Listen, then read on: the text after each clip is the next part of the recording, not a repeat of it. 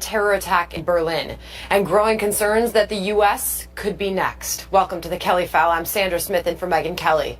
Today, authorities identifying a suspect in this week's apparent terror attack at a Christmas market as a Tunisian immigrant in his 20s who was already on immigration radars. Even worse, he was apparently supposed to be deported months ago, but the paperwork hadn't gone through.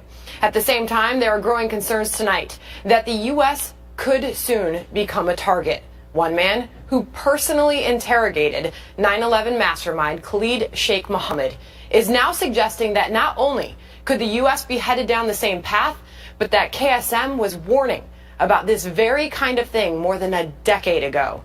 Dr. James Mitchell joins us in moments on the disturbing predictions he heard from KSM's mouth that he has since watched come to life. But first we go to Kitty Logan, live in our London bureau with the very latest on this investigation. Kitty?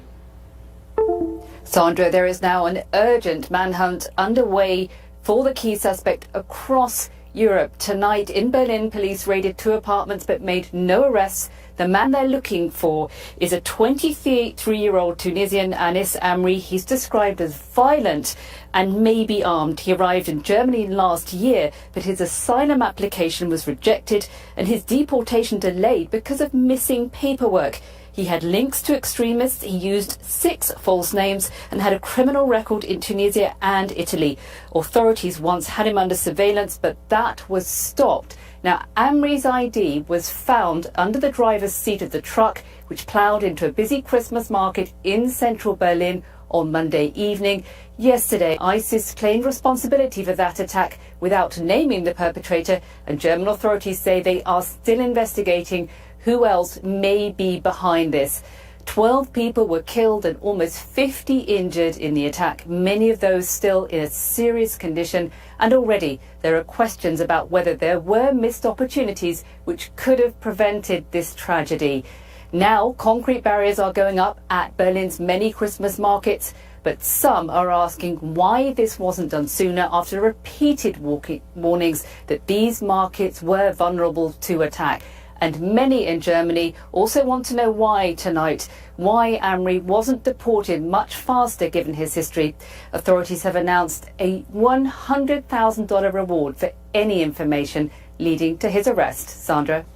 All right, Kitty, thank you. Well, in the months after 9/11, our next guest was approached by the CIA and asked to help develop a program to get more information from terror suspects, including a man who came to be known as the so-called mastermind of 9/11, Khalid Sheikh Mohammed. And not only did Dr. James Mitchell wind up interrogating KSM himself, he says the predictions that Mohammed made are already coming to pass in places like Berlin. And he says if we're not careful, the U.S. could wind up heading down the same path. Dr. James Mitchell joins us now, and he is also author of the new book, Enhanced Interrogation: Inside the Minds and Motives of the Islamic Terrorists Trying to Destroy America. Dr. Mitchell, thank you for joining us tonight. Thank you for having me on. What were your thoughts as you saw that attack play out in Berlin? Well, the first thing I thought was that this is exactly the sort of thing that Khalid Sheikh Mohammed had predicted.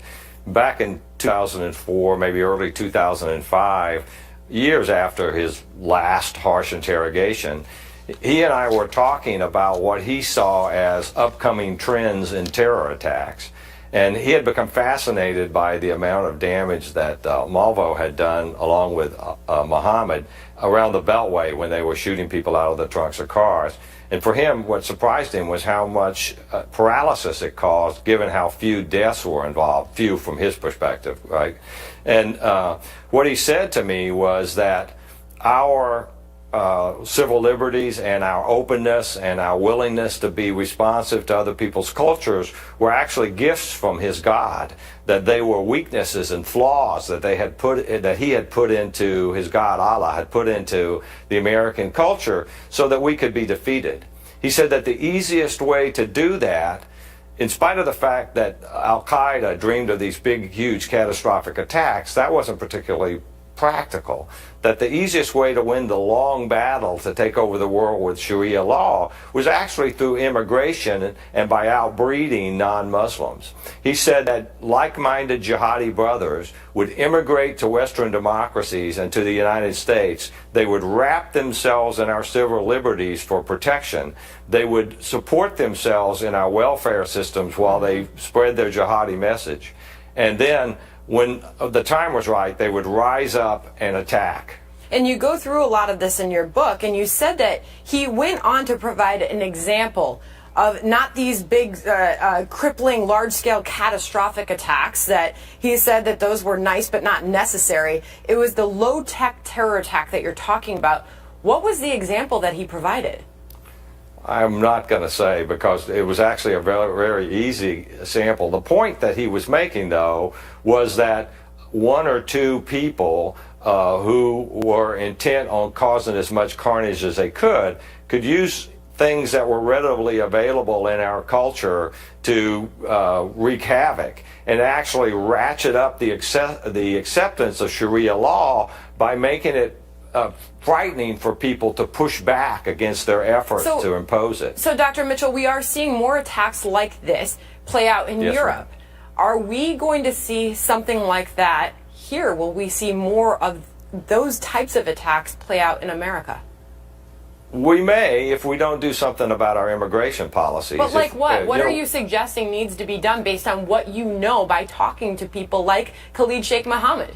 What do we need to do? I think we need to slow down our immigration from these countries that promote terrorism and generate these terrorists. We know which countries they are. We need to do a better job of vetting those things.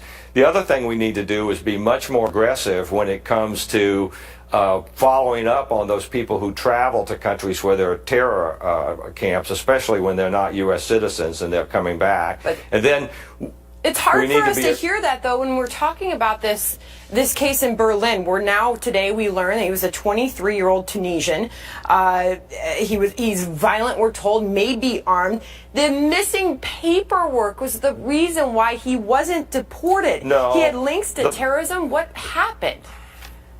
The missing paperwork was the last in that chain. What started that chain really was political correctness and their unwillingness to get this person out of their country who had no business of being there because he didn't have the right paperwork to prove who he was. If you suspect he's a terrorist, I would suggest that you don't wait for him to come up with his paperwork, that you get him out of your country. And that's what I believe we should do. Okay, and so we have a new president coming in who says that political correctness has to go away. Do you expect change from the incoming Trump administration? I hope that's going to be changed, because here's the way political correctness works for a guy like Khalid Sheikh Mohammed. It allows them to operate in our midst without being challenged. It allows them to ratchet up the focus on Sharia law without us pushing back on it. And we end up inadvertently imposing on ourselves the blasphemy laws of Sharia because we cut back on the things that they find offensive. We change the way we dress. We don't have Christmas parties anymore. You know, we don't say Merry Christmas to each other on the street. Women have to wear headgear. They set up these enclaves, and out of these enclaves, they try to impose Sharia on those people who come into them. We simply have to not let that happen. All right, Dr. James Mitchell, thank you for joining us tonight. Thank you, ma'am, for having me on. Well, also breaking tonight, President-elect Donald Trump making his first public remarks on that suspected terror attack in Germany. Mr. Trump speaking to reporters outside of his home in Florida, where he also received a presidential intelligence briefing from a team of high-ranking military officers. Peter Ducey just filed this report from Mar-a-Lago.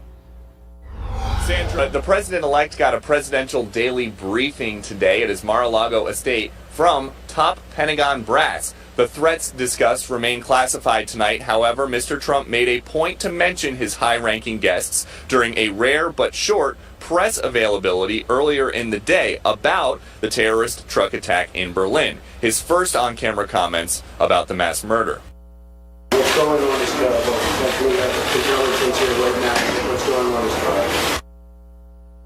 It's not clear when the last time Mr. Trump got a presidential daily briefing is, but what's notable about today's is that Mr. Trump said recently he only thinks he needs one if an advisor on his team tells him that something in the intel changed. So he says he gets a PDB when he needs one, because he told Chris Wallace earlier this month that he is a smart person and doesn't care to be told the same thing every day, with the suggestion being that some classified material gets stale. With that said, on a conference call with reporters today, transition officials stressed that the president-elect does have contact with his national security team once or twice a day, wherever they are. That's a team led by the retired Lieutenant General Michael Flynn, who Mr. Trump used to bring along to the intel briefings he received as a candidate to help him verify that the information he was being presented was legitimate. And in a sign of continuity, Flynn was here at Mar-a-Lago for today's presidential daily briefing. Sandra? All right, Peter, thank you. Here now, Karl Rove, a former senior advisor and assistant to President George W. Bush and a Fox News political contributor. Karl, thanks for being here. You bet. Thanks for having me. So what did you make of the president-elect's first public remarks on this attack in Germany? Well, he was direct and explicit. This was an attack by Islamic terrorists, and it's refreshing to now have a president-elect who is willing to call this for what it is and not dither about it and be straightforward. What do you make of the criticism that he should be attending these daily intelligence briefings? He says that he will go to one when he knows that something's changed. He's got people that goes to them and advise him when something has changed. He doesn't need to go to every single one. Your thoughts on that? Well, the president gets to set the pace of how often he wants to have these briefings. President Bush, when he came into office, had the advantage that the CIA director, George Tenet, he kept him on, and so he began to receive briefings, and then he asked if those briefings could be delivered by the CIA director. He wanted to take the measure of the man, so to speak, and President Bush used these daily briefings as a way to ask questions, raise issues, tell the CIA and specifically and eventually the intelligence community generally about things that he'd like to know more about. So it wasn't just receiving information, it was questioning the information, evaluating the information, and more importantly, giving some guidance to the agencies about what it is that he wanted to make certain that he knew about. There are lots of threats in the world that the president-elect is going to have to deal with. It'd be a good opportunity in these briefings. Today it was with the Department of Defense, with members of the U.S. military. Normally the PDB is delivered by the CIA briefers on behalf of the broader intelligence community, but whoever it is, either the military or the intelligence community, it's useful for the president-elect, in my opinion, to begin to use these sessions as a way to educate himself more deeply about the threats and to begin to share with the intelligence community his interests and the things he wants them to focus on. So would you like to see him attend more? You're putting a lot of weight on them. Look, these are, in the era in which we live, these are incredibly valuable, but they've got to be, look, I can see him saying, I'm just hearing the same thing. Well, if you're hearing the same thing, let the briefers know that you want to know what's going on and ask questions.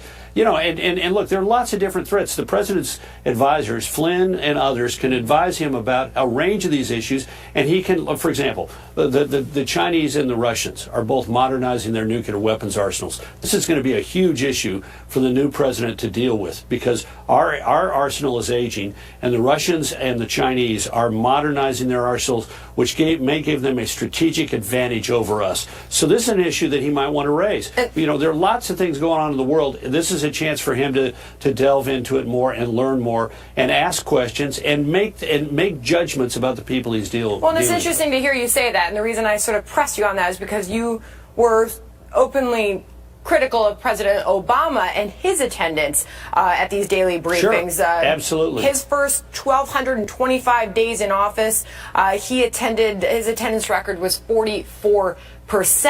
And in 2011, in the first half of 2012, it actually went even lower to 38%. You were critical of that, so I was wondering where you stood on Donald Trump. Yeah, no, absolutely. And here's the other thing. President Obama would want these in writing, and writing only, because he was a smart guy, and he could read them on a secure iPad or read them in a secure read them in the Oval Office and a piece of paper. But he didn't need to question. He didn't need to ask. Look, a lot of times the quality of this intelligence and what you take away from it is received not by simply reading the document, but by raising questions, by asking questions, by challenging the assumptions of the analysts, by asking for more information. And it's an incredibly valuable thing for the tool for the President of the United States to help develop his policies, to understand the world more broadly. President Obama was the smartest guy in the room.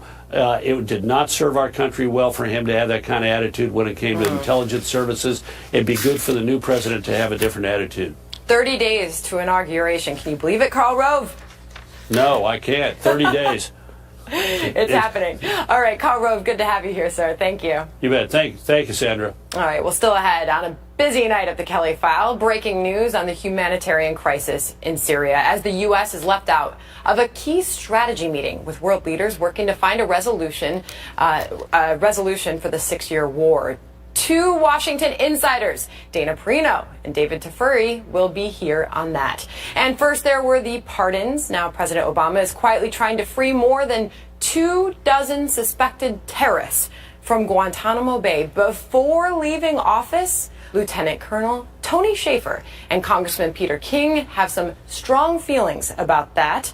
Plus, a popular Muslim American video prankster claims he was kicked off a flight for speaking Arabic.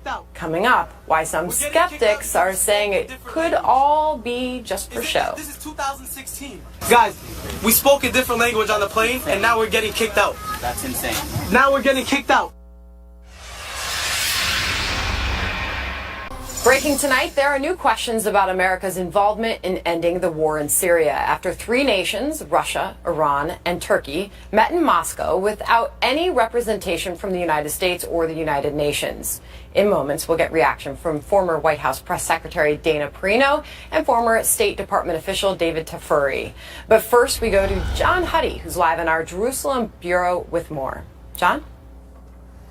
Yeah, well, Sandra, Secretary of State John Kerry was not invited to the meetings that you were talking about. And also, both UN and European officials have been excluded from those talks to end Syria's 6-year civil war as well. But as those talks continue, so does the evacuation of eastern Aleppo. And the timing really is critical at this point, Sandra, because it's been snowing there. The temperatures continue to drop. The weather has taken a turn for the worse. So it's imperative to get those people that have been trapped in eastern Aleppo out of there. That said, some 3,000 people were stuck overnight Tuesday into Wednesday, waiting for the convoy buses to leave. You can see they're packed in there. And finally, they started rolling out Wednesday. And keep in mind, just FYI, it's early Thursday morning here after 4 a.m. The International Committee for the Red Cross, ICRC, said Tuesday that 25,000 people had been evacuated from the city since last week. Well, that number we understand, and the information we're getting, is now more than 30,000, including several thousand rebel fighters. And the group that's been monitoring the situation on the ground, the Syrian Observatory for Human Rights, reports that Syrian President Bashar al-Assad's military has full control of eastern Aleppo. But just to be clear, that's not confirmed by the UN or U.S. State Department. What we do know is that the evacuation process is in its final stages, barring no more holdups. As we've seen, it started, it stopped because of political disputes, because of ongoing violence. But at this point, it's nearing the end. So while the operation is wrapping up and the battle for Aleppo is essentially over, that does not mean the end of Syria's civil war, as the city of Aleppo lay in ruins. Sandra, back to you. All right, John Huddy, thank you. Joining me now, David Tafuri is a former State Department official and former foreign policy advisor to the Obama campaign. So Russia, Iran, Turkey, they meet in Moscow. The United States isn't invited. What does that tell us? Well, the United States should not have been there. What we have here is sort of an axis of strongmen meeting to decide what's going to happen in Syria. Putin the authoritarian regime of Iran, and now Erdogan from Turkey. Their objectives in Syria are very different from the U.S. objective. Russia, in particular, is trying to prop up the Assad regime. Assad is a war criminal. We just saw some, great video of Aleppo. Aleppo has been destroyed. So many people have been killed in Aleppo. We have almost 500,000 civilians killed in Syria overall. And Russia and Iran have some culpability for this. It's frightening that now Turkey may be cooperating with Russia and Iran. Erdogan has softened his position on President Assad and Assad needing to go, but the U.S. has maintained its policy, which is that Assad has to go. That's the smarter solution for Syria. It's really the only solution for Syria. Assad must step down, and then there has to be a political resolution in Syria in order to stop the fighting. And David, you have some thoughts on how this relationship will change when President Trump gets into office? Well, that's right. I mean, Trump has praised Russia for doing bombings in Syria, even though the human rights organizations that are observing the bombings and have information from the ground show that most of these bombings are killing civilians, and in some cases they're killing the U.S.-backed rebels, the moderate rebels who the U.S. is backing. And yet Trump has said that that's a positive thing. It's not a positive thing, and I fear that Trump may align with these other three powers that just met in Moscow, Russia, Iran, and Turkey. Were that to happen, it would be a devastating consequence for Syria.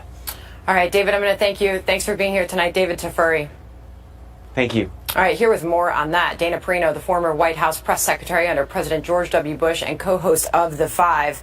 First, your reaction to David's thoughts. Well, I think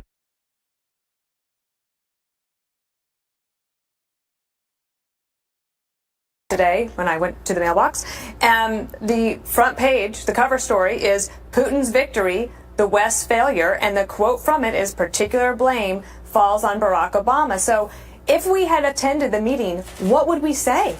What do we want to do? Well, here's what we do know is the State Department, John Kirby said Secretary of State John Kerry had spoken with the Foreign Minister Lavrov from Russia and the Foreign Minister from Turkey by phone. Kirby also said Tuesday, we are not excluded. We are not being sidelined. So David suggests that we shouldn't be there, but they're not exactly owning the fact that we weren't. Well, even if we were there, though, I would ask, what would we say and what are we willing to do? And now we're in a period of transition from one administration to the next. And so you have a situation where Putin has been strengthened. President Obama allowed him back into the Middle East. He took full control of that. And one of the things he was able to do is sow further discord in Europe by helping fuel a migrant crisis that now we are dealing with. And that was one of the things that led your show today. Not necessarily that terrorists came from Syria, but this is causing havoc all around the world. It'll probably cost Angela Merkel her presidency. And I do think that if we are going to say that we want to be at the table, we have to have something more than we strongly condemn in the harshest possible terms and basic UN language. I agree there has to be a political solution, but I don't know what we're offering. And still, you say that we kind of overstated the whole question by whether or not the United States still matters as far as the future of the Middle East. But you do wonder, and I did ask and pushed him for his thoughts as Donald Trump takes office, what we are going to see. Donald Trump hasn't exactly laid out his policy or the direction that he's going yet. Not yet, and I think he's smart, right? We have one president at a time. He's putting his team together. That's what transition time is for. But in less than 20 days or 30 days, he will take control of this and that he will inherit this situation. And one of the things that he's talked about is ripping up the Iran deal. Okay, well, if we're going to do that, what happens then? Iran's at the table there. And Russia's at the table, so does that mean the United States never says anything more about Crimea or Ukraine? So based on who he has at his side advising him, what direction do you think that will go? I don't think we know that yet, and I would not speculate on it. I think that they'll be level-headed, but I also think there will be a change in direction. But I really don't know where you turn, because I think that if you are going to solve this problem, you solve it at its source. And at this point, the source has been eliminated. The people have been gassed. They are suffocated. They're trying to flee. Their buses are being lit on fire. We knew that Assad's army and Air Force were going to use chemical weapons. That happened. We had a red line. We didn't do anything about it. We could have destroyed the Air Force. We didn't do it. So I don't know why we think we deserve a seat at that table at this moment. Yeah, and those images were so even though I want one. Yeah, exactly. I think that our leverage is diminished, but our stature in the Middle East will continue. It'll be important, and I think you'll see a change in direction and hopefully a more positive way forward. 2016, it's almost over, Dana Perino. I know I can't say what I said in the break, can I? I was trying to get you to do that. This year can... You go take a rest. Yeah. It's been an amazing year. Thanks Dana for having Perino, me. thanks for joining us tonight. Good to have you. All right, well, up next, with less than a month left in office, President Obama is ramping up efforts to move detainees out of Guantanamo Bay Prison and possibly close it for good. Lieutenant Colonel Tony Shaffer and Congressman Peter King are here. Plus, is President-elect Donald Trump backing off another major campaign pledge? Governor Mike Huckabee is here on that. We are going to Washington, D.C., and we are going to drain the swamp. Drain the swamp. We're going to drain the swamp. My heart beats 100,000 times a day, sending oxygen to my muscles. So I can lift even the most demanding weights. Take care. Between now and January 20th. So if all goes according to plan, that'll leave just under 40 prisoners at Gitmo by the time Mr. Trump takes office. But Mr. Trump promised back in February to fill it right back up with some quote-unquote bad dudes. This morning I watched President Obama talking about Gitmo, right? Guantanamo Bay, which by the way, we are keeping open. And we're going to load it up with some bad dudes, believe me. We're going to load it up. Now compare that to what President Obama said just 2 weeks ago. He called Gitmo a blot on our national honor, which is why his administration is trying to transfer as many prisoners as possible before his successor steps foot in the White House. Sandra? All right, Kristen, thank you. Joining me now with more, Congressman Peter King is a member of both the House Intelligence and Homeland Security Committees, and Lieutenant Colonel Tony Shaffer is a CIA-trained senior intelligence operative. Thanks to both of you for being here tonight. Sandra. Tony, what do we know about the detainees that are still left there that could possibly still be released? Well, talking about Mr. Trump's comment about bad dudes, these are bad dudes. I mean, that's why they're still there. As the reporter talked about, these folks are not cleared for release. So this is an act of desperation, and frankly, it's an act which I believe goes against the very thing that President Obama promised Mr. Trump, to actually work for a reasonable transition of power.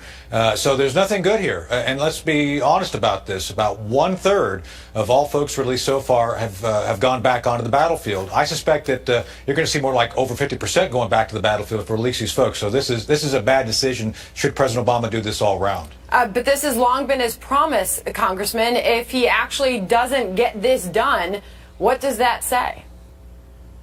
Well, first of all, I think it was a bad promise to make in the first place. And I totally resent when he says this is a blot on our national honor. I've been to Guantanamo, and I tell you, it's better than any basic training facility in the United States. I can assure you, Tony Shaffer had much worse conditions when he was going through boot camp. They have soccer, they have language classes, art classes, newspapers. Everyone gets a Quran. There's arrows pointing toward Mecca. There's one medical personnel for every 3 detainees. So listen, I think it's wrong to be releasing them. As Tony was saying, a number that have been released, they go back on the battlefield. They are skilled, they are talented, unfortunately, and they're mass murderers. This is really wrong. This is a very and those who are not mass murderers are skilled and they are committed terrorists. So, Colonel, what do we know about those that have been released and their return to the battlefield? Well, we know several of them, they're treated like rock stars. As Peter just said, these people have survived this. President Obama is completely wrong. What actually encourages terror has nothing to do with Guantanamo. Anybody who's gone to Guantanamo is like given a master's degree in being a terrorist. They are, the ones we've seen go back, they're greeted as gods, and they're the ones who actually are encouraged to go back, use what they've learned, and as Peter said, they're watching us. They're learning from being there how to be better terrorists. And so why on earth would we want to essentially, give these guys 5 square meals a day, give them classes in basket weaving, and make them better, give them better treatment than our own veterans? It does not make any sense that we do this. And simply put, as Peter said, these people are horrific. They will go back and kill people. And I agree with Mr. Trump. We've got to go back to grabbing people, putting them in there. Frankly, we have no way of actually grabbing people right now, interrogating them, and holding them indefinitely. And we're talking about terrorists who have done severe acts, as we saw in Benghazi and other places. We've got to maintain the course here and do what's necessary. And some of these people should be put to death because they are They have killed Americans in combat, and I don't see why we're keeping them alive. And Congressman, as far as what the American people want, the latest CNN ORC poll, it was released in March, it found that 56% of Americans oppose his plans to shut down Guantanamo, compared to 40% who favor its closure.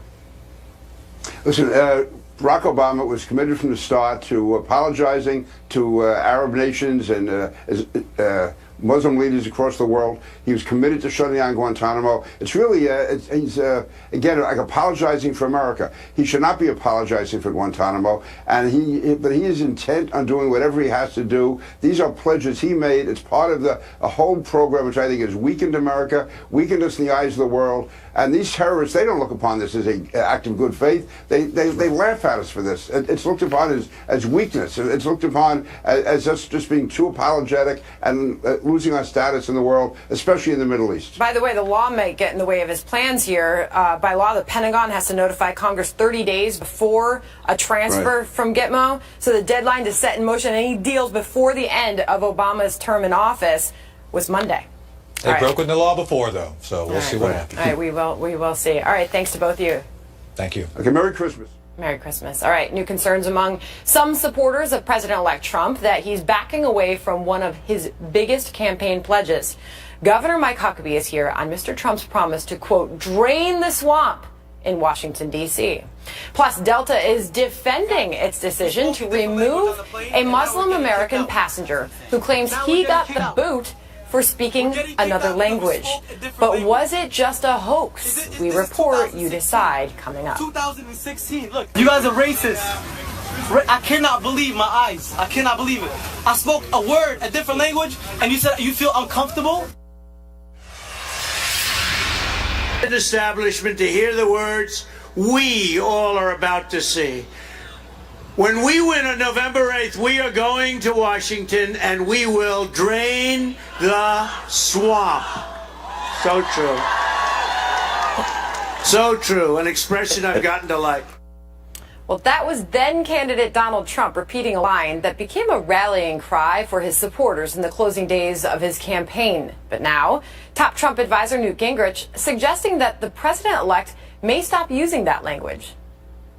I'm told he now disclaims that. He now says it was cute, but he doesn't want to use it anymore. He doesn't want to use drain the swamp anymore. I don't know. I saw somebody sent me that note last night because I'd written what I thought was a very cute tweet about the alligators are complaining. He's in a different role now, and maybe he feels that as president, as the next president of the United States, that he should be marginally more dignified than talking about alligators and swamps.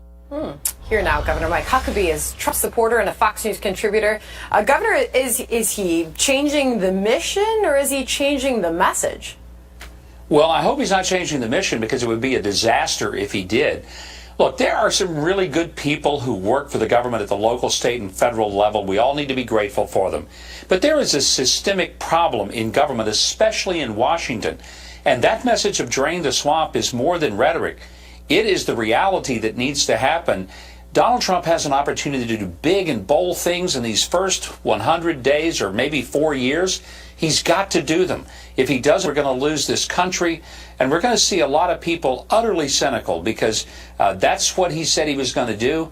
And nobody from his organization has told me to back off of that language. And so just rest assured, even if I'm asked to, I'm not, because it needs to happen. It has to happen. And We've it got really to drain the resonated. swamp. I mean, I could walk in a room during the election and somebody would whisper, drain the swamp. I mean, it really worked with his supporters. And to back off of that message, does that send a message to his supporters? You do wonder that, because you like it, Governor. I just don't think that he really is saying, I'm not going to drain the swamp. I'm going to, tame the alligators. Let me rest assured to you, you don't tame those alligators. There is a huge problem. And I used to call it the Washington to Wall Street axis of power, where the people with money toss bucks at the politicians' feet and contributions and donations, and the politicians do the dance, and the money keeps coming, and the rest of the country, well, they take it, right in the middle of the teeth. It's got to stop. And the swamp really represents that insular community where the people in power are in power because of the people who have the dough And the people with the dough know that the folks in power will do whatever they want them to do. That has to stop. Well, it has to. I mean, and regardless of whether or not he continues using that phrase or he doesn't, we're not quite sure.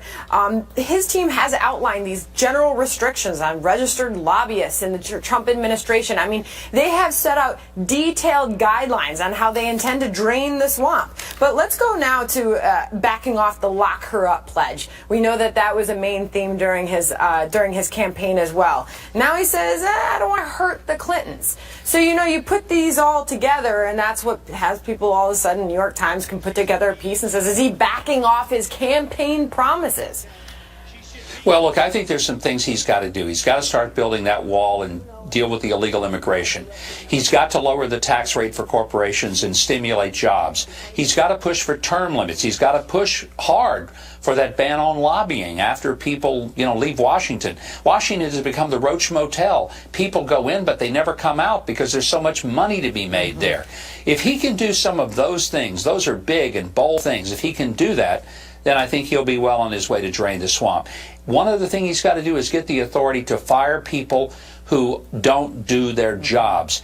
Too much civil service protection. One reason the VA is in the mess it's in, because nobody ever gets fired. 2 words Donald Trump needs to learn to use from his television show: you're fired. Well, he's certainly taking his time with that pick. And I'll end on this note. This latest NBC Wall Street Journal poll does show that Trump's favorability rating has gone up. Those that rate it positive, it's gone up to now 40% from 33% back in November. The negative rating actually has jumped up a lot, though, and a lot more people have moved out of that neutral zone. So regardless of how you look at it, people have certainly formed an opinion on the president-elect just a few days before he actually enters office. Governor Huckabee, always good to see you. And you're going to want to stay tuned for this next segment, sir. Thanks for being here tonight, Governor Huckabee. All right, well, I'm talking about this. The controversial video, a popular Muslim American prankster getting removed from an international flight, and why some are questioning whether it's discrimination or a hoax. Kevin Jackson and Richard Fowler are here on that. I'm Thomas. Developing tonight, a popular Muslim American YouTube star known for playing pranks claims he was kicked off a Delta flight this morning for speaking Arabic. Adam Salah caught the whole thing on camera, and here's some of it. We're getting kicked out because we spoke a different language. This is 2016. 2016. Look, Delta Airlines are kicking us out because we spoke a different language. And you guys, are you serious? I'm about to cry right now, seriously. Because we said a word in a different language, and there's 6 white people against us bearded men. 6 white people against us bearded men. How did you kick them out? I feel uncomfortable. Moments ago, Delta releasing a new statement to the Kelly file that reads in part, quote, upon landing, the crew was debriefed and multiple passenger statements collected. Based on the information collected, it appears the customers who were removed sought to disrupt the cabin with provocative behavior, including shouting. Many are questioning the credibility of Salah's account since he regularly posts videos of pranks. Just last week, Salah posted a hoax video claiming to smuggle himself onto a plane in a suitcase. Kevin Jackson is a conservative radio host and Fox News contributor. Richard Fowler is a News Leaders Council senior fellow and Fox News contributor. All right, Kevin, I'll start with you first. This is a hoax. What happened? Well, it's tough to say whether it's a hoax or not, but the fact of the matter is he's known for doing that. And I think Delta did the right thing. I think that if the passengers were a little bit disturbed. Let's go back to, okay, so they're saying that they got kicked off the plane for speaking another language, which happened to be Arabic.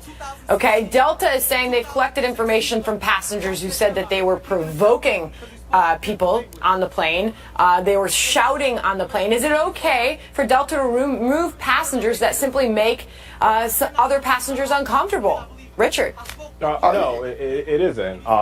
So the New York Times wrote a piece on this, and I talked to one of the journalists who wrote that piece just before coming on air today. And in that piece, they quote a reverend who was on the plane who said they didn't see the entire sort of transpiring of events, but the question the reverend asked was, why weren't the other individuals involved removed from the plane and only these 2 Muslim individuals removed, which I think is a larger question. When did it become illegal to speak Arabic on a plane? Okay, wait, but Nobody Kevin, said it was, nobody Kevin, said why it was would- illegal. Kevin, why would you? Well, Sandra, ahead, hold Kevin. on. Let me say what I want to say, because you cut me off the first time. First of all, it's not illegal to speak Arabic on a plane, but we live in a time where sometimes the last words people hear in Arabic, Richard, are Allahu Akbar. And unfortunately, those people end up being victims of crime. So the idea that that you talk to a reverend or somebody who third party talked to a reverend. Will you just let me finish? I'm not going to interrupt you. Kevin, finish your thought. So there were other passengers on the plane who were disrupted. And what's funny about this is the left is always very duplicitous in this. If one person is disturbed in college campuses, for example, by some Republican that makes a statement like I voted for Trump, then they want to clear the classroom. But if something like this occurs on a plane, they say, well, only 20 passengers. 20 passengers were disturbed by this act. Delta, who, by the way, in this time, as it stands today, would probably not take this type of action unless people on the plane, Richard, who were there, not us, decided that this was something that they wanted to take seriously. All right, Richard?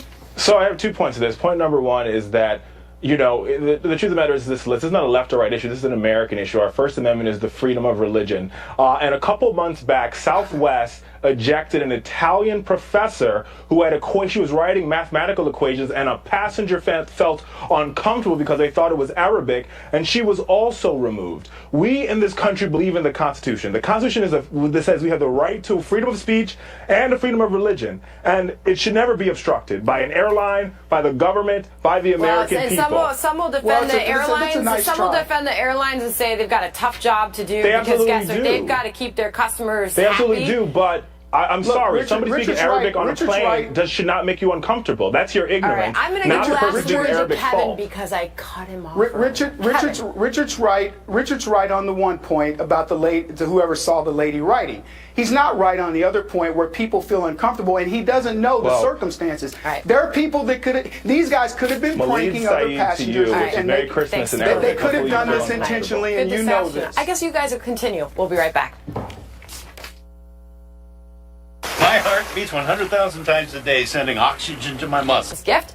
Wendy J gave it 5 stars on Amazon, saying, lovely, lovely text. I even bought it to give as a Christmas present to one of my friends. Another 5-star from reviews says, awesome. Our whole family read and enjoyed it immensely. So what are you waiting for? It's the perfect gift for anyone on your list if you haven't finished your shopping. Get your copy of Settle for More now on Amazon or anywhere books are sold. It was great to be with you tonight. Thank you for watching. I'm Sandra Smith, and this is The Kelly File.